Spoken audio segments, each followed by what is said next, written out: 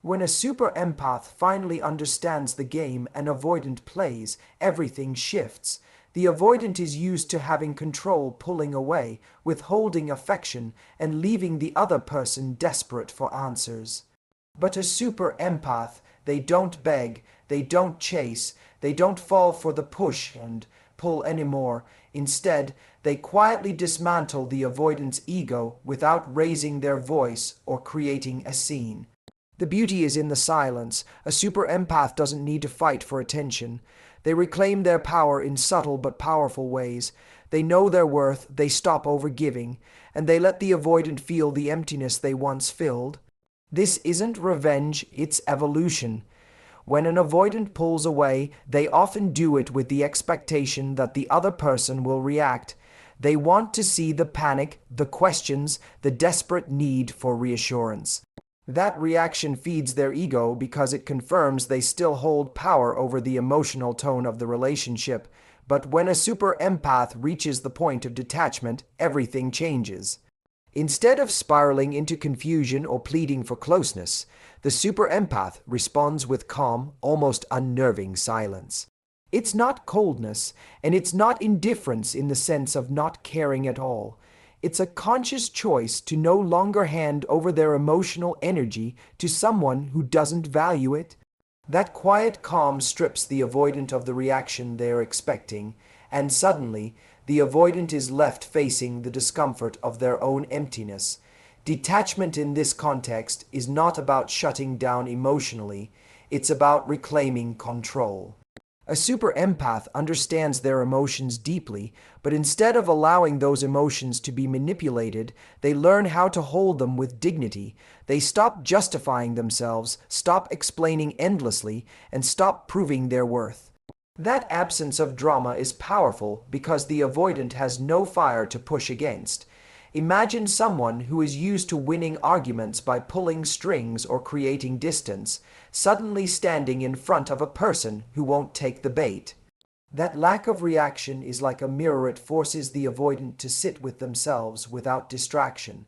This shift doesn't happen overnight. At first, a super empath may feel the urge to explain or to chase because their nature is to connect and resolve. But once they've been through the cycle enough times, once they've seen how much energy they've lost by playing into the avoidance patterns, something inside them clicks. They realize they don't have to prove their value. They realize their peace matters more than someone else's control. So instead of reacting, they detach. They choose stillness over struggle. What makes this so devastating for an avoidance ego is that detachment communicates something words never could. It says, I see what you're doing and I'm not engaging anymore. It communicates strength without anger, boundaries without threats, and dignity without theatrics. The avoidant, who once felt empowered by the chase, suddenly finds themselves powerless. They might try harder at first, pulling back even further or throwing out tests to provoke a response. But when they're met with that same steady calm, the realization begins to sink in. They don't have the hold they thought they did. The irony is that detachment is often mistaken for weakness by those who don't understand it. But for the super empath, it is one of the greatest demonstrations of strength. To feel deeply yet choose silence, to care yet refuse to be manipulated, to love yet not abandon self-respect, that is true power. And it is exactly that quiet, unwavering strength that dismantles the avoidance ego piece by piece. Because for someone who thrives on control, nothing is more ego-shattering than realizing they no longer have it. When a super empath finally stops bending and twisting themselves just to keep the avoidant comfortable, a deep shift occurs. For so long, the empath may have been willing to compromise on their needs, to overlook red flags, or to soften their voice so the avoidant wouldn't feel threatened. They may have ignored their own discomfort just to preserve a fragile sense of harmony. But when boundaries become non-negotiable, the entire power dynamic changes. The super empath begins to say, without anger but with certainty, "This is what I deserve, and I will no longer accept less." That firmness unsettles the avoidant's ego because it exposes the truth. Their control only worked as long as the empath allowed it. Boundaries are not ultimatums and they are not punishments. They are a declaration of self-respect. For the avoidant who thrives on keeping things vague and undefined, boundaries feel like a spotlight shining on their behavior. Suddenly, they cannot slip away unnoticed. They cannot manipulate the flow of the relationship by withholding communication or intimacy because the super empath has drawn a clear line in the sand.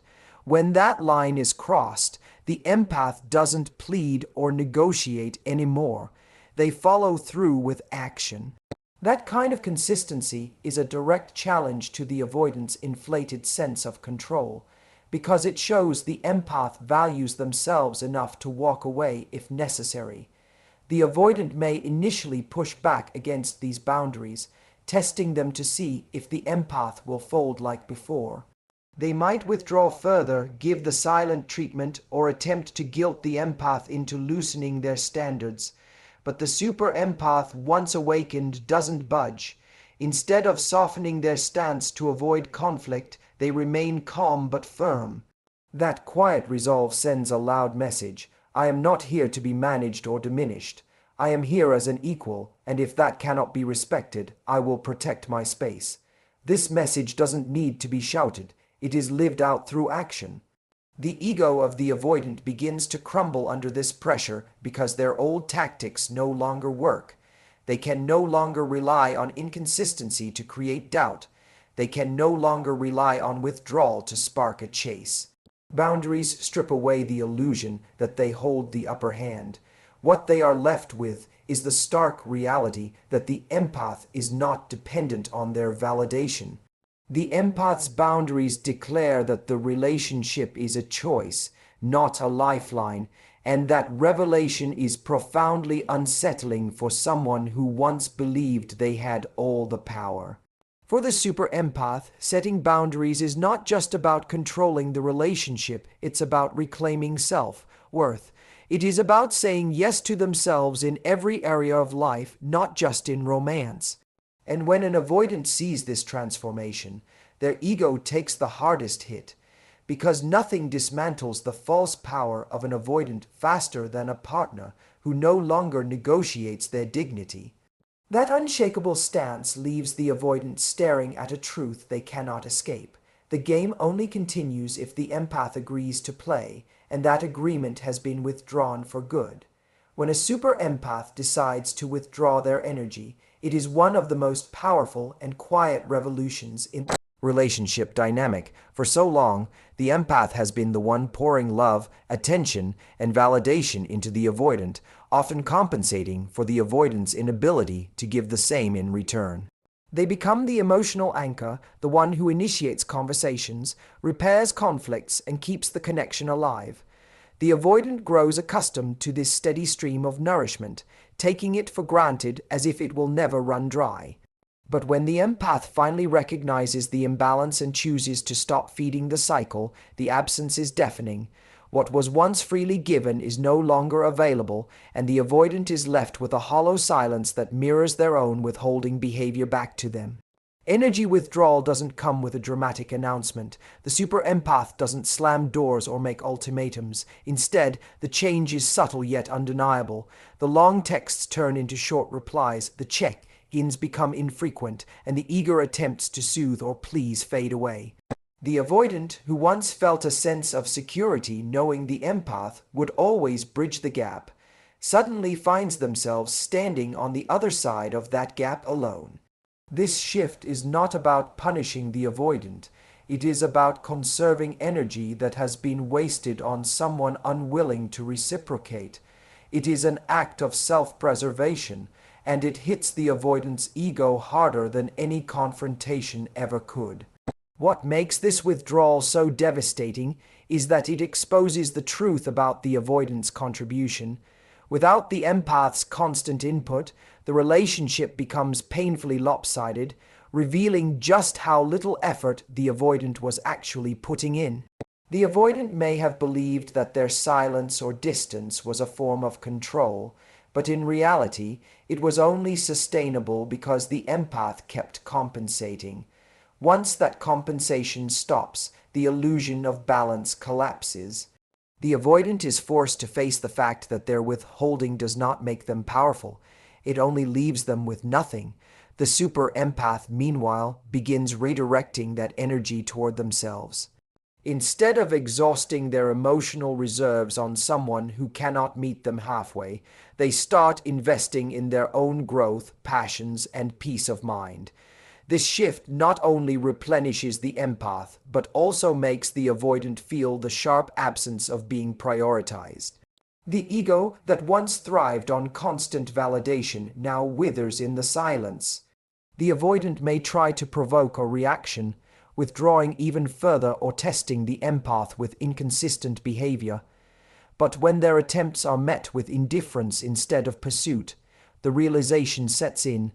The supply they once relied on has been cut off. This energy withdrawal is not loud, but it is seismic. It dismantles the avoidant's ego by removing the very thing that made them feel superior, the unconditional devotion of the empath. And because it is done quietly, without anger or dramatic exits, it leaves the avoidant with nothing to fight against, nothing to control, and no reassurance that they still matter. That vacuum of attention forces them into a space they cannot stand, the space where they are no longer the center of someone else's emotional world. When the super empath begins to redirect their focus inward, something powerful unfolds. For much of the relationship, their attention has been centered on the avoidant, wondering what they're thinking, why they're pulling away, or how to bridge the gap. The empath pours time and energy into keeping the connection alive, often at the expense of their own growth and happiness. But the moment they shift their gaze back to themselves, everything changes. They no longer wait by the phone, no longer analyze every silence, and no longer treat the avoidant as the gravitational center of their universe. Instead, they start investing in their own passions, their career, their health, and their relationships outside of the avoidant dynamic. That self-focus radiates a kind of energy that is magnetic and deeply unsettling to the avoidant's ego. For the avoidant, being chased has always been the unspoken confirmation of their importance. They thrive on knowing someone else is doing all the emotional labor to maintain closeness.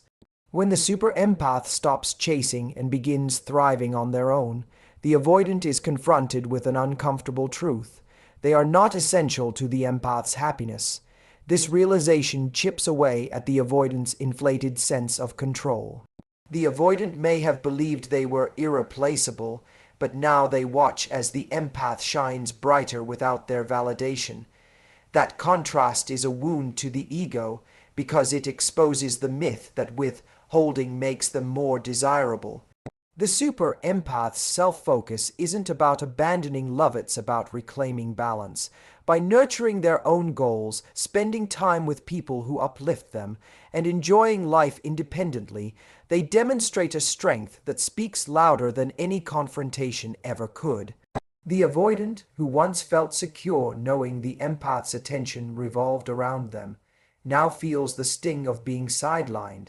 The ego that was once inflated by constant pursuit begins to deflate in the silence of being ignored. And what makes this particularly destructive for the avoidant's pride is that the empath's indifference doesn't come from bitterness, it comes from peace. There's nothing more destabilizing to an avoidant than realizing someone can love them, but not need them. As the empath invests more deeply in themselves, their energy naturally shifts. They start to glow in ways that are visible not only to the avoidant, but also to others around them. Opportunities open up, friendships deepen, and new connections emerge. That growth makes the avoidant see, perhaps for the first time, that their withholding did not diminish the empath. It only freed them to rise higher. This realization bruises the avoidant's ego because it dismantles the belief that pulling away makes them more valuable. In fact, it reveals the opposite. The less they gave, the less relevant they became. The quiet power of self-focus is not in what it takes from the avoidant, but in what it gives back to the empath. It is a reminder that their life has meaning and fulfillment beyond the relationship. And as they embody this truth, the avoidant is forced to witness something their ego cannot easily handle. The person they thought would always orbit around them has built an entirely new solar system where they are no longer the sun. Graceful indifference is one of the most powerful weapons a super empath holds, and it is often the final piece that breaks down an avoidant's ego. Unlike anger, which can be dismissed as emotional or reactive, indifference carries a quiet certainty. It says more without words than rage ever could. When a super empath reaches the point where they no longer seek validation, no longer explain themselves, and no longer fight to be seen, the avoidant is left facing a silence that is far more cutting than any confrontation. Indifference communicates that the avoidant has lost their grip, not because the empath hates them, but because the empath no longer needs their approval to feel whole. For an avoidant, being needed is the foundation of their unspoken control. They rely on the idea that their absence will sting, that their silence will provoke anxiety, and that therewith holding will pull the other person closer. But when the super empath responds with composure instead of desperation, the entire script flips. Suddenly, the avoidant is the one left questioning their relevance. The ego, which once swelled with every chase and every emotional outburst, begins to collapse under the weight of calm detachment. It is not the storm of emotions that dismantles them, it is the stillness. Graceful indifference is not about pretending not to care. It is about genuinely moving into a space where the avoidant's behavior no longer dictates the empath's inner world. This shift is subtle but deeply felt. The avoidant may try to push buttons, test limits, or provoke reactions the way they always have, but the empath simply doesn't engage. They don't explain why they're quiet, they don't overcompensate to prove they care, and they don't allow the avoidance games to dictate their state of mind. That refusal to react is both empowering for the empath and devastating for the avoidance ego. What makes this so potent is the elegance with which it's done. There is no bitterness in graceful indifference, no attempt to punish or seek revenge. The super empath isn't carrying resentment. They've simply shifted into a higher level of self-respect. Their silence is not cold, it's serene. Their distance is not hostile, it's dignified. And that dignity is what strikes at the very core of the avoidant's sense of superiority. Nothing bruises an avoidant more than realizing they no longer matter to someone who once cared deeply. Over time, this graceful indifference forces the avoidant to confront their own emptiness. They no longer have the drama to feed their ego, nor the reassurance that someone will always be waiting on the other side of their silence. Instead, they are faced with the hollow truth that their behavior doesn't command the power they thought it did. Meanwhile, the super empath continues to thrive, not by pushing the avoidant away, but simply by no longer centering their life around someone who withheld love. That quiet, self-assured detachment is the ultimate strike to an avoidant's ego, because it proves beyond doubt that their control was always an illusion, and that illusion no longer exists. And so, when a super empath finally stops chasing, sets unshakable boundaries, withdraws their energy, pours into themselves, and embraces graceful indifference, the avoidant's ego is dismantled piece by piece, not through force, but through quiet strength. It's a reminder that true power lies not in controlling others, but in mastering your own energy and self-worth. Thank you for listening, and remember, protecting your peace is not just an act of survival, it's an act of love, for yourself first and for the life you deserve.